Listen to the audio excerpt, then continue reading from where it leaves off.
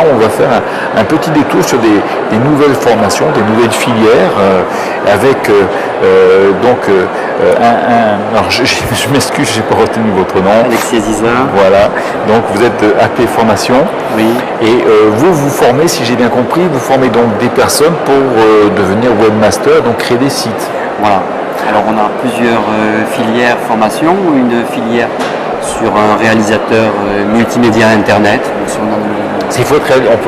Réalisateur, c'est différent de concepteur on ou le d'animateur. différencie du concepteur, voilà, c'est une autre filière. Donc le réalisateur, il va être technique, il va apprendre tous les logiciels et en plus on va lui insuffler le métier pour réaliser des sites internet de A à Z, on va dire, depuis un cahier des charges qui lui est donné jusqu'à au final peut-être à programmer un petit peu pour réaliser un site de A à Z. Voilà. Le concepteur, lui, c'est une filière au-dessus, donc c'est un diplôme que l'on a de niveau Bac plus 4, un titre RNCP, titre de niveau 2, pour concevoir un site de A à Z. Donc c'est vraiment, il est chef de projet web. Voilà. D'accord, c'est toute la conception de ce qui va se passer dessus. Aller auditer son client, faire un cahier des charges fonctionnel, pouvoir sous-traiter une partie du projet au travers d'une équipe de développement par exemple, manager le projet. D'accord, oui, c'est vraiment le patron, on va dire. Alors ces formations se développent, c'est vrai que maintenant assez souvent, parce que je crois qu'il y a une demande, c'est ça? Il y a une demande. Il y a une demande importante puisque on est sur une pleine révolution. Hein, le créateur de site internet, c'est vraiment le script du 21e siècle, on peut dire ça. On voit de plus en plus de PME qui sont structurées et qui ont des demandes justement de salariés pour concevoir un site ou pour le mettre à jour. Bon, je vous donne un chiffre, en gros, il y a à peu près 45% des PME, PMI qui n'ont pas de site internet ou qui ont des sites plaquettes à remodifier. Une page ou deux, c'est tout. Voilà. Je ne parle pas des grosses boîtes qui ont tout un site internet ou des petites, PME, PMI. Pour le e-commerce, c'est 11% des entreprises qui ont un site e-commerce. La moitié qui l'exploitent. D'accord. Et donc c'est un métier qui est apparemment en plein développement. Pour l'aborder pour donc des jeunes qui veulent se lancer là-dedans, ou des moins jeunes peut-être aussi, qui sait.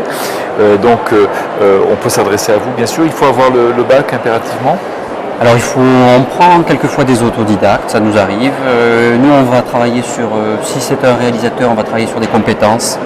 Bon, on a souvent des jeunes qui savent dessiner, donc il faut avoir des connaissances de graphisme, en graphisme, ou soit des compétences rédactionnelles, ou soit des compétences informatiques, vu le nombre de logiciels qu'il faut connaître, ou soit on va dire des compétences organisationnelles ou commerciales.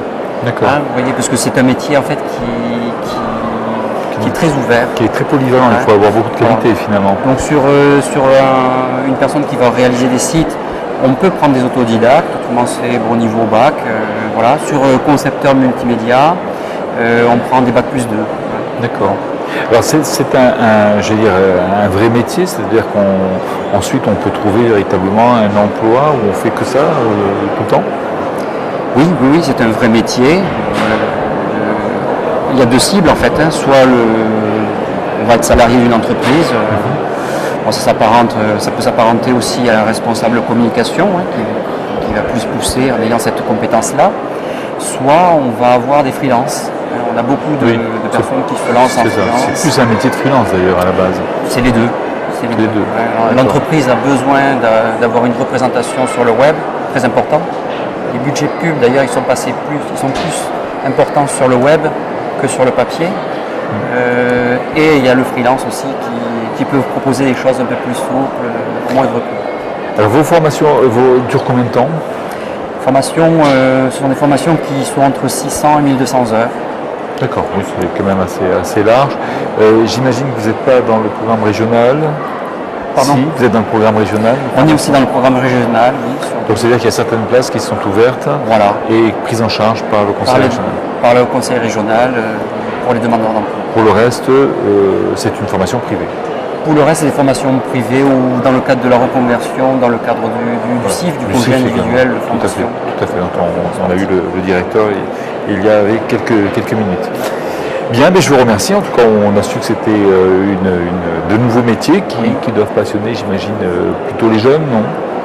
Les jeunes ou les personnes qui ont déjà aussi des compétences, donc on va dire qui sont tout de même dans le coup. Voilà. Et j'allais dire, pour faire le parallèle avec justement un métier complètement féminin, c'est un métier mixte ou masculin?